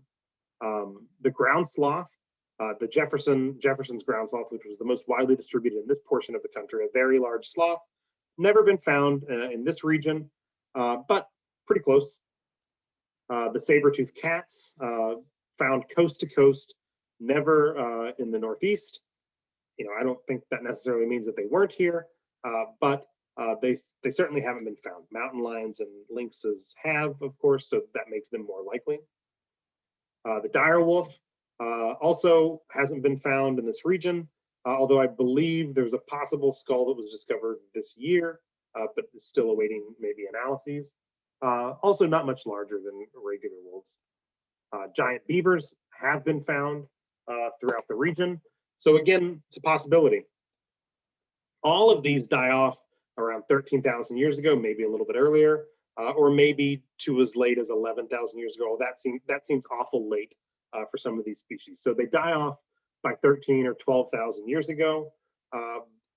But these are previous studies that have shown very likely, not very likely, that people, Paleo-Indians did in fact hunt megafauna. Most of these are mammoth or mastodon hunting instances. Some of them could be scavenging, so maybe something else killed this animal and Paleo-Indians sort of just happen upon it and decide, it's a free lunch or a free 3 weeks worth of lunches. But I think that's sort of unlikely. People have been hunting elephants for a long time. There are Homo erectuses that have been found to scavenge or hunt elephants 1.2 million years ago in Kenya. And so I see no reason why Paleo-Indians wouldn't have done so. But it just doesn't seem like they regularly did so. They mostly hunted smaller game like caribou or bison because they are more prevalent maybe. I'm not sure that bison are easier to kill than mammoths or mastodons, probably a little bit easier, but not much easier. But they just focused on those animals instead. So it wasn't a regular part of what they did. And this isn't a question in other parts of the country. It's clear that they did do this. But in New England, until recently, it wasn't clear that megafauna overlapped with humans at all. And in fact, much of the received wisdom or knowledge that had been based on many examples of people radiocarbon dating these megafauna that have been found suggested that they were all gone by 14,000 years ago. So it's not for lack of looking that we didn't know this. As I said, these two were just dated in 2021. This year is when those dates came out, putting unquestionably mammoths and mastodons within the time periods that are well accepted for humans in New England after the ice sheets have retreated. And now we have some direct evidence of hunting or scavenging of an elephant species at this site too, which is really, really exciting. And so I'll just wrap up by saying that, there are a number of reasons why we think this was an important site for 4,000 or 5,000 years. The Farmington River is a good place to be. There's transportation routes north and south along this river. If you follow it north, if you follow the river north, you can get to the Berkshires and you can hop 1 or 2 drainages over and you're in the Hudson River Valley where that great toolstone that Dr. Singer and I both talked about, the Normanskill Formation is. If you follow it south, you're in the Connecticut River, and from there you can go north and south throughout all of New England relatively easily. Probably hunting caribou that are overwintering, as Zach suggested here in the boreal forest, small game as well, megafauna. That's, a direct, it's likely now. The mastodons prefer a boreal habitat. I didn't mention that, but that's the vegetation that they eat is the browse or tree material, whereas the mammoths prefer the grasslands farther north. So that's another reason why we think mastodon is more likely. Fishing. Again, it makes sense. It's hard for fish bones to preserve, but the fact that we have trout or salmon residue on 2 tools suggests that that's what people were doing. Was maybe they were here either fishing for trout or salmon that are just in the river, or when there's a big fall run of them too. It's also, and I didn't have time to talk about this, but just like the small brook at Templeton, there's a small brook just south of this river as well, which we think, one, is a good source of water for people during this time period, but two, acts as sort of a shield that helps protect and deposit sediments on top of the site, preserving the site too. Wetland plants are clearly a focus of people at this site. People cannot live on only meat alone. We know that this is true of well, all primates eat a lot of plants, but certainly humans require a varied diet. It's harder to do so in these subarctic environments, but that's why you have to make sure that you're around some of these areas when the plants are available to. It's a good dry place to be above the river, so it's a good place to camp. You know, when I go camping, I look for some place that's well drained before I'll set up my tent too.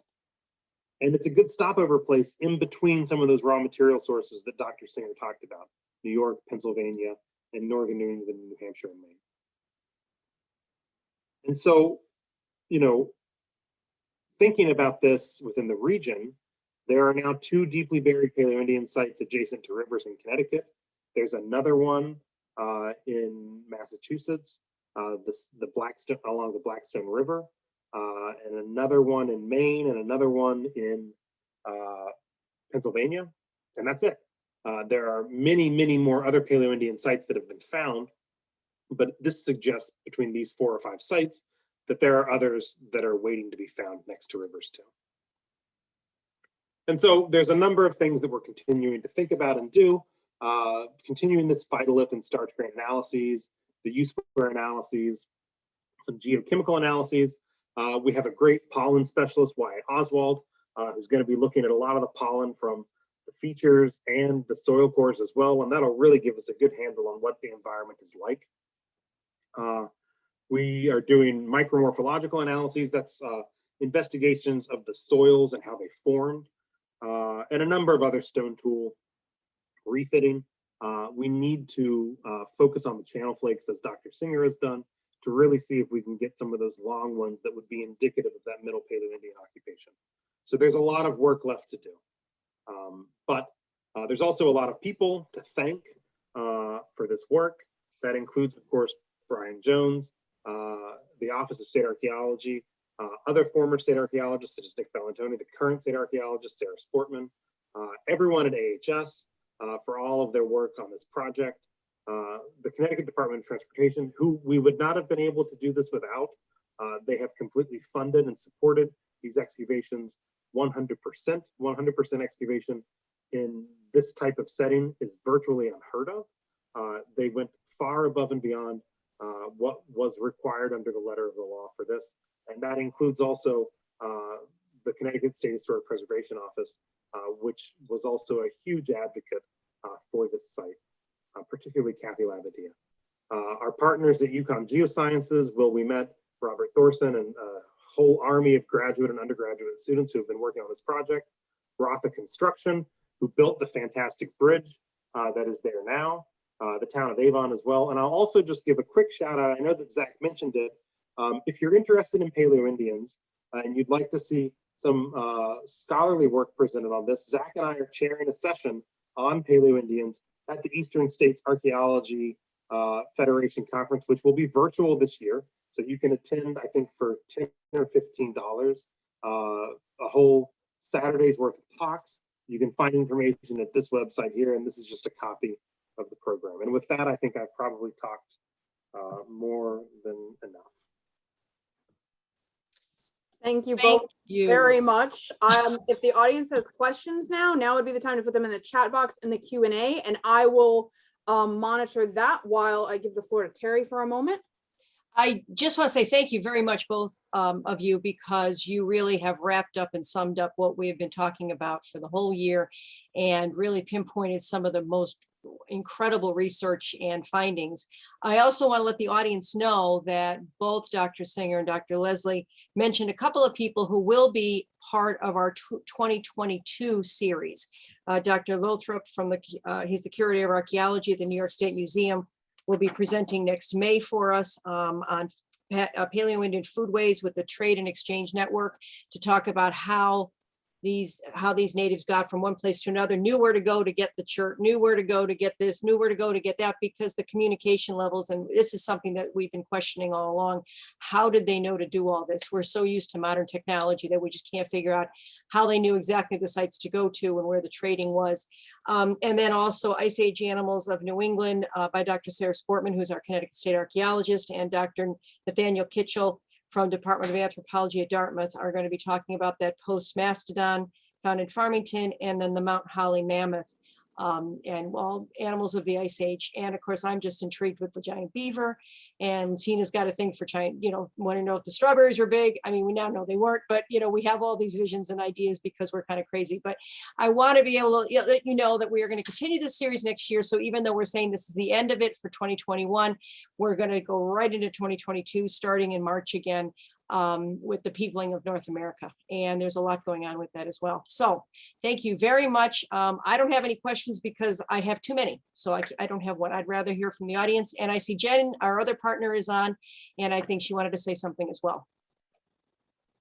Good evening, everyone. This is Jennifer from Avon Senior Center. I know my background doesn't showcase that. That's actually a picture from the Florida Keys. Yeah, I'm actually dual programming at the Senior Center tonight. So I just want to say the Senior Center has been so excited to be a part of this series. We always enjoy partnering with the Historical Society and the library. And, it's so exciting when I'm at the center to see people and hear people talking about it. And thank you, thanking us for the series. And people get to watch some of the videos here because maybe they have other things going on at night and they can't watch it. So thanks to the library for organizing the technology to record so we can watch them at later dates. And those of you who might be like me, maybe we have to go back and watch again because we got so excited we missed a few things. Our presenters have been amazing. I mean, the pictures that they show us, the knowledge and education they bring, thank you so much. And all of you who participated and have been with us however many times, we appreciate you. And we're excited for 2022. So get ready because we are. So thank you again. And we will make the recordings available. They'll go out to an email to everyone who's registered, and they'll also be on the Avon Library's YouTube channel as well. Most of what's been coming in has been just comments about the wealth of information, the way you guys have woven the story together for us and painted a picture. Lots of appreciation and gratitude. I do have one specific question that has come in that I'll ask. Why is there such a good correlation between point configurations and time frame? This seems to imply there was a great deal of collaboration and interaction between people and tribes, since point configurations seem to evolve the same for all of them. Sure. So I could say a little bit about that, but I think Zach talked a little bit about that too. What it means is that, these are societies where people made a range of different artifacts for a number of different reasons, but because they were important to them. The style of projectile point it's not the same thing as like what a culture is, right? It's a poor mirror for what it means to be a part of a group or a society. But there are artifacts that archaeologists find through a lot of hard work and radiocarbon dating and a number of other techniques that are diagnostic of spear points, bifacial spear points in North America during the pre-contact period are some of those artifacts. Not always, because sometimes there's convergence and some artifacts look like other artifacts. But for some reason, the ways that people made spear points or arrow points much later, or dart points, were very important to these societies. And it's a group indicator in some ways. Again, we're not suggesting, or I'm not suggesting, that projectile points are meaningful beyond that, that it's the way that people decided they wanted to hunt, and that's just the way that they made them, and that changes through time, and that's reflected in the archaeological record, in the same way that Dr. Singer talked about pants, the same way that, hunting technology has changed dramatically in the last 300 years too. That doesn't mean that some people don't hunt with older things or use other tools to do so, but we do see waves of this. And so I don't know if Zach wants to add anything to that. Yeah, so what I want to add to Jim's point is that I do think that the good correlation between point styles over space does show a social network. And these are people interacting and talking to each other without things like the internet or texting or social media. So this is showing people and ideas moving long distances across the landscape. And the similarities in point styles over space show those interactions. And that's probably because they're trading all sorts of ideas and knowledge about where to find things to eat, where to find tool stone, where to find church sources, where to find other groups to meet up with each other and maybe find potential partners. So point styles is reflecting this larger cultural interaction. And that's why they look similar across space. And that's why they change over time in similar ways. You're muted. Thank you. The rest of what was coming in is, again, compliments on the content and on sharing all the pictures and everything. One request to see samples of the rock that then becomes the tools. So that could be an interesting something between Terry, Jen, and I. We can probably figure out a way to do a before and after, or find someone who makes the tools or something like that. So we'll put that on the to be done list. Are there any concluding thoughts that you guys want to just share with our audience before we sign up for the night?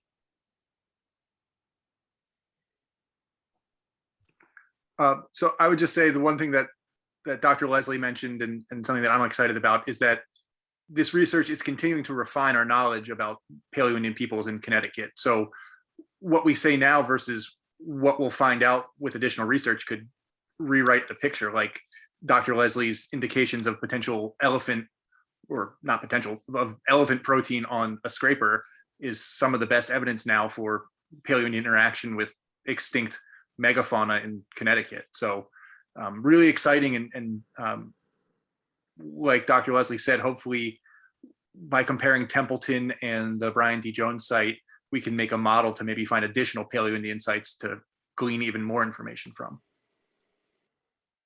Yeah, and I'll just follow up on that by, as excited as we all are by the work that we found at the Brian Jones site, and I am beyond over the moon excited by it. I'm more excited by the collaborations and what we're learning with UConn Geosciences and with Zach's work at Templeton, and how we can maybe predict where some of these other sites are, because, well, for a number of reasons. But I don't think that this site, it might not be that unique. There might be many other sites like it out there. Infrastructure is a thing that is going to happen at some point soon. We have a lot of bridges that are going to need to be replaced. And we hope that some of the work that we're doing, and by publishing this and giving talks like this, help other people think about digging deep for these things in cultural resource perspectives before these types of jobs come up, so that other sites like this can be found and either excavated or preserved too. So. Fantastic, wonderful. The event that Dr. Leslie mentioned, that's the one-day event. I think that's on October 30th. It's a Saturday. So it is coming up in a few weeks. And I put the link in the chat box so everyone can see it. And we had emailed it out to our whole archaeology, our entire archaeology list previously. So everyone does have it. So if your attendance is, I think it's all because of Avon. the ESAF one is like November. It's November later, 6th. Oh, November I'm sorry. The first weekend in November. But there is the Institute has a panel. I believe that's on October 30th. I signed up I'm for not something. mistaken. I know I did. I'm sorry. Yeah. I thought it was the Institute, and we should have said that, the Institute for American, I can never get the name right, but American the Indian IAIF is having a all-day event. I believe it's on October 30th, on the relationship between Native Americans who live in the region, or who did live in the region, and archaeology, and much of what is really a sordid and horrible history of archaeological relationships with Native Americans in the past too. And so I think that's going to be a really powerful conversation at their roundtable. Their roundtables are great every year. And so I would recommend attending that too. for some very different types of archaeology, but no less important. Wonderful. All right, thank you for sharing your expertise this evening and continuing the story. I want to thank everyone in the audience for sticking with us through the series. All the links and everything will be made available to everyone and be on our website within the next couple of days. And we hope to see you guys again same time next year. All right. Thank you very much. Appreciate it. Good night, everybody. Good night. Bye.